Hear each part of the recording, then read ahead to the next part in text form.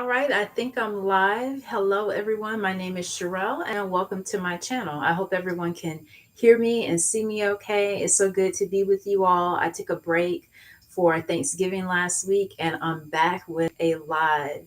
Today, I want to give you some of my mistakes that I made when I began meditating.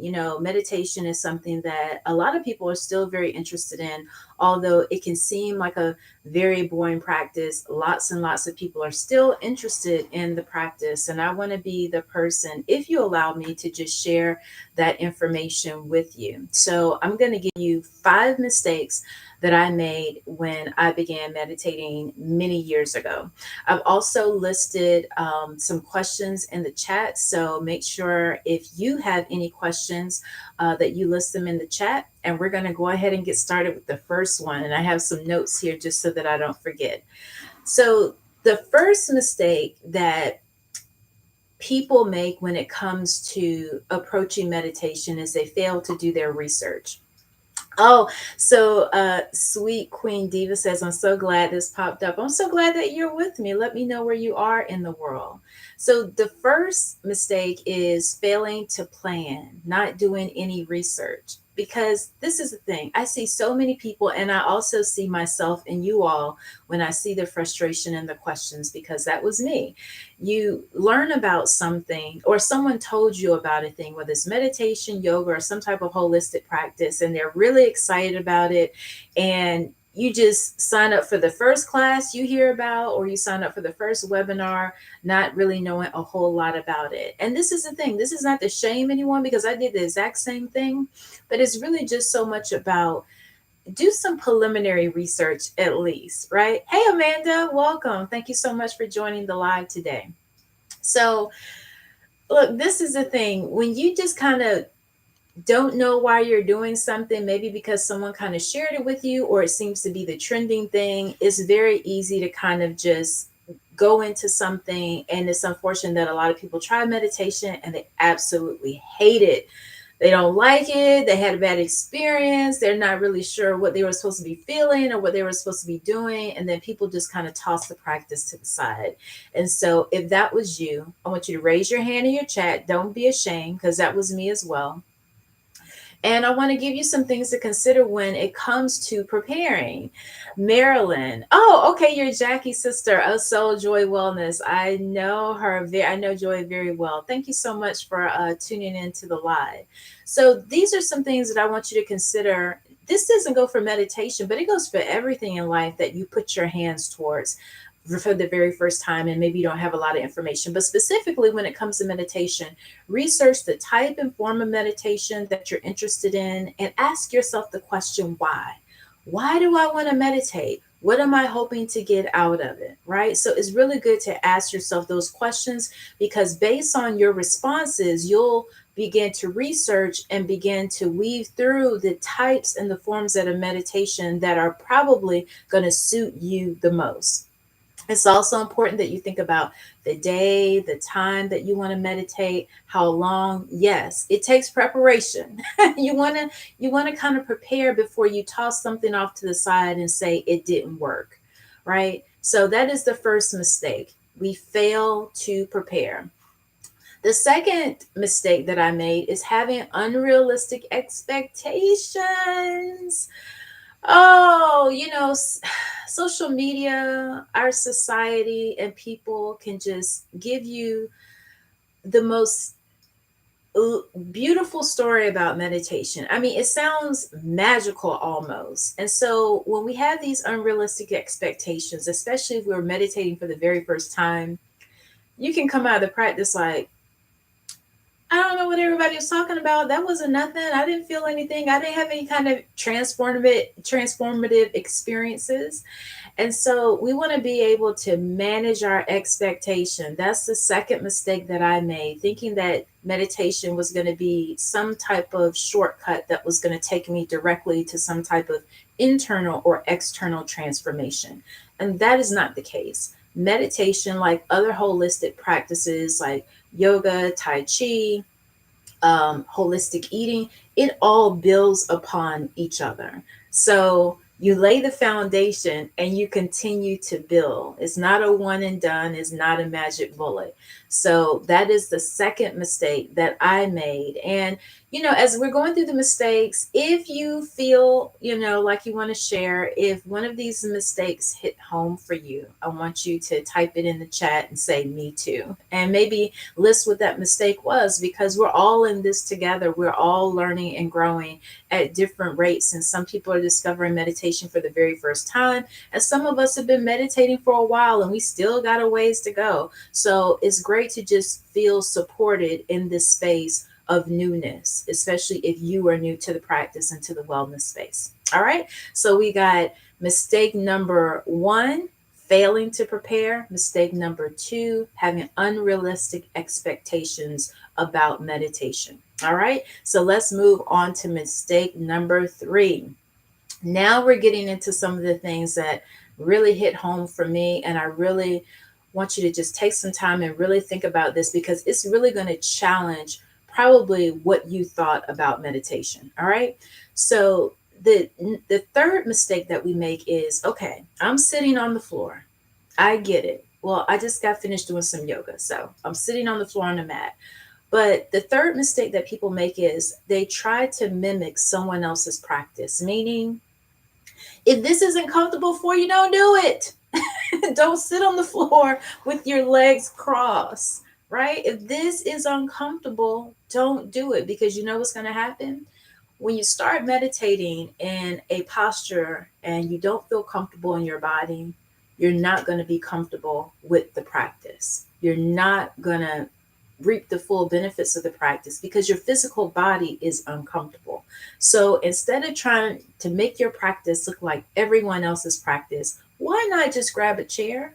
Why don't you just sit in a chair? And, before everything happened with the pandemic, I know that you may see everyone else sitting on the floor, sitting on a mat, sitting on a meditation cushion, and it looks like this is the way everything is supposed to be. And many times as a society, me included, we kind of just fall in line with what everyone else is doing. And we won't take a moment to say, hey, that doesn't work for me. Does somebody have a chair? Or I'm going to lie down instead of sitting up with my legs crossed because this doesn't feel good in my hips or my knees. So taking the time to explore the proper posture for your meditative practice is key. And this is a very simple mistake that if people just took the time to make the determination that I don't want to sit like this, I want to lie down, I want to sit in a chair, I want to lay on my side, whatever, be empowered to find the proper position that works for you. Now, the only thing that I say that when it comes to a meditative position is make sure that you are lengthening through your spine so that you're able to breathe. So you should be able to breathe freely. You shouldn't be kind of slunched over where you're not able to breathe, all that good stuff. Hey, Monica, good to see you this evening. I see some more people are coming in. Awesome. So glad that you all are able to check in with me live. So I hope that you got them. Look, if we got someone that takes notes in the live, go ahead and list the first 3 mistakes that I've already listed, which was failing to plan, unrealistic expectations, and number 3, picking the wrong body posture for meditation. All right, so we got 2 more to go. We got 5 mistakes that beginners make when starting a meditation practice. Number 4, this is very much connected to number 3. And it is the fact that meditation is not just with the mind, but it includes the body. I don't know why we forget that. Meditation is a mind body practice. And maybe it's because as teachers, don't talk about it enough. We spend so much time focusing on quieting the mind, quieting the mind. Well, there is a component of meditation that in all of the holistic practices, it's a mind body connected practice. So it's not just what's happening in between your ears, rather, but it's about what's also happening in your body. And so when people say, well, what am I supposed to be thinking when I meditate? I don't really know what the experience is supposed to be like. Typically, A very baseline approach to meditation is simply becoming more aware of what's going on internally, and you can start with your breath and your body. Notice sensations, bringing your attention, your awareness to maybe a tingling sensation in your knee or your hip, or maybe you notice a feeling in your back. That is all part of the meditation practice. No one's saying that you got to be sitting here woo-saw thinking about rainbows and unicorns, right? That may be somebody's experience, but it doesn't have to be yours. And typically, most of the time in my meditation practice, I'm kind of scanning my body. I have my eyes closed and I'm going to different parts of my body and my mind, really bringing awareness to areas that I probably haven't even thought about today. Thinking about, what do I feel in my big toe? What do I feel in my pinky toe? Ooh, what's going on in my right knee? Without actually looking and touching my knee, meditation allows you to cultivate and to strengthen your inner awareness, meaning there are different things that are going on in our bodies at different times. Let me give you an example. Hey, Ina, it's been so long, girl. I'm so glad you were able to catch a live with me. Yay. All right. So, internal awareness is this, and we learned this as children, how not to, when to go to the restroom. It's an internal awareness. And so we call it for kids potty training, right? When they go to the potty, we say, good job, and we are trained and conditioned, but we don't necessarily get conditioned as to what that feels like. As we grow and develop, we cultivate an inner awareness that I need to go. No one can necessarily tell you when to go. They can suggest that you go. We do that with children. I suggest that you go before we get in the car. I can remember that as a kid growing up. But as you grow and become older, you cultivate an inner awareness with those different systems that are working within your body. And you can do the same thing as an adult.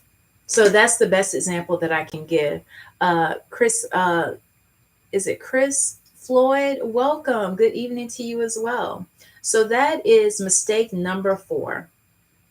The fifth mistake is this, and I got some great advice from my pastor and mentor probably 4 years ago when I was really getting serious about my meditation practice. And the fourth mistake is this: bouncing around from different types of techniques and forms of yoga and types of yoga. One day you do a mindfulness, the next day you do a mantra meditation. Then in the next month, you're excited about sound meditation, right? So this is the thing, because I can relate, because I get excited about a lot of different things. That excitement is great, but when it comes to the meditation practice or with anything that you put your hands towards, you want to begin to build consistency. Consistency, not with just the general term meditation, but the particular type that you've determined that resonates with you. So let me give you an example.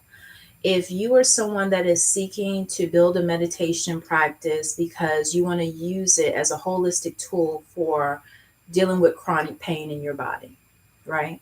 You have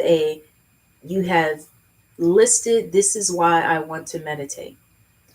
Then once you find that particular type and form of meditation, stick with it. And I'm not talking about stick with it for 30 days. Actually, the advice that my mentor and pastor gave me was stick with a particular technique for 6 months. Yes. So for me, I started out with mantra-based meditation in the Christian tradition, made famous by John Main, using the Aramaic word Maranatha. So in that particular technique, you use the Aramaic word Maranatha, which means come, Lord, come. And you meditate for 20 minutes every day. And so I did that for 6 months. And I tell you, it's life changing when you're able to stick with something for that amount of time. And then from there, I began to uh, discover other types that I was interested in. But when you're starting out, it's really, really important for you to kind of make a decision on what is that one type and form that you want to stick with and spend some time with. not to conquer it or not to check the box and say, I'm really good at this. Now I can do something else. No, it's so that you can squeeze that technique in that form for all that it's worth. So you can get all of that goodness out. And so that it can build your foundation for other practices to come. Let's see what we got in the chat. Lorena, my issue with consistency. Okay. Sweet Queen Diva, please spell his name. Spell whose name? It probably wasn't John May. Are you talking about my pastor and mentor? His name is KD Weaver, and I don't have the book here. I should have brought it upstairs, but my mentor's name is Dr. Oh, John Main. Got it. John Main. And he's known for mantra based meditation. I'm sorry, I'm looking down at my laptop. And if you do a Google search, you'll find a lot about him. All right, so those were my 5 mistakes that I made starting out as a beginner. And I want to know what questions or mistakes you all have as well. For those that are just coming in, I want to go over the 5 again. I'm not going to belabor here if we don't have any questions and let you guys go for the evening. The first was prepare. We fail to prepare. Chris says consistency, okay, is an issue for me too. Yes. I can't tell you how important it is. It's not about how long you meditate, but it's more so about building consistency as far as how often. So if you can only start with 1 day a week for 5 minutes, your journey may be a little bit longer than others, but you're still building consistency over time. And it is always my recommendation that you start off with 5 minutes. Pick a 5 minute instrumental song and allow yourself to get used to just being still for 5 minutes. There's so much more I can go into, but I got something that I want to share with y'all. So, the first thing is we fail to prepare. Number 2 is we have unrealistic expectations about the meditation practice. We think it's a shortcut to something, transformation, making us feel better, and we want it instantaneously. And that's not how meditation happens. Although you may feel really good for that particular moment, to reap the overall benefits, their consistency needs to take place. I've been doing mindfulness meditation for 47 days now. Everyone give Sweet Queen Diva a hand. That's awesome. 47 days is a huge commitment. And I'm sure that your practice is growing with you over time. And you're noticing that you're getting used to it each and every day. And you're getting better with the practice. Yes, yes, everyone. Just show her some love. That's great. Number 3, exploring our own body positions during meditation. Number 4, meditation includes the body. Sometimes we forget that. So it's not just a mental exercise. Meditation is a mind body practice. So we must always remember that as well, so that we won't just stay in our head, but we can move from head to heart to body, right? And then lastly, the 5th mistake is we don't stick with one technique long enough. And I would even say this as a bonus, that when it comes to just your meditation session, start with 5 minutes. Start with 5 minutes. I think that's a great start. But sometimes as people continue on and they begin to critique their meditation practice so harshly, they say, nothing's happening. Nothing's happening. Nothing's changing. And sometimes it's just a matter of you staying on the path and continuing on to see. You're right at the edge of some amazing things. And when it comes to a more passive form of meditation where you're seated, you're sitting in silence, or maybe there's some music in the background, but you're being still. This is what I learned from my mentor. Boredom is the gateway to wisdom. And many of us are overly stimulated and we don't like feeling bored. We feel like we're wasting time, we're being useless. We were conditioned this way by our families, by society. If I'm not doing anything, if I'm not making anything happen, we are not conditioned, or we don't understand the beauty in learning how to be.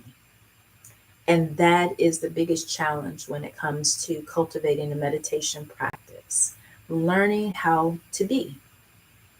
And being doesn't mean doing anything.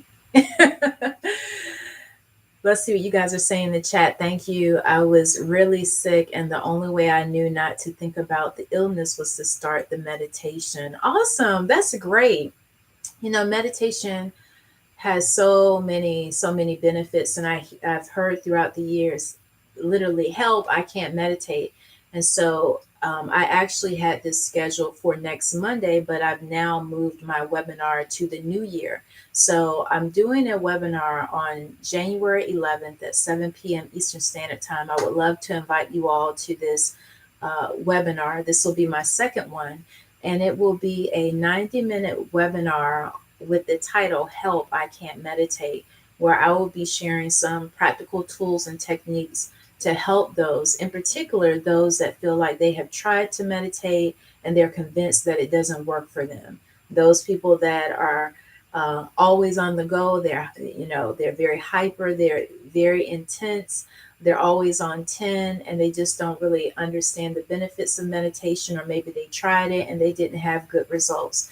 This is what this webinar is for. It's for those people that really truly need help, and we're going to talk about it all. So today I just wanted to come on live and give kind of a prelude to that webinar. I love helping people discover ways that they can meditate that may not look like how everyone else is meditating. Let's see what you all are saying in the chat. Monica says, I'm a beginner. I will start with 5 minutes. Great information. Awesome.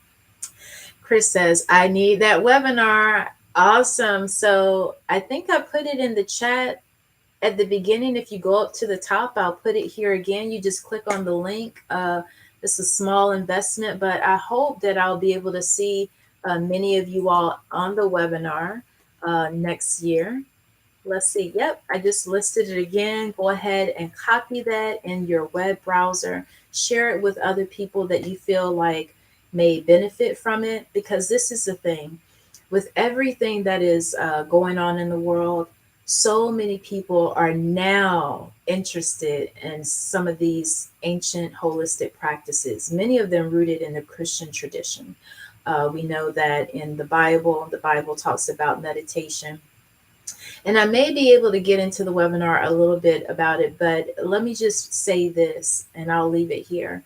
Just because society says meditation looks this way doesn't mean that it looked that way throughout the ages. So we tend to, what we understand meditation to look like, we tend to overlay it on the scriptures, and that's not correct. We don't have to do that.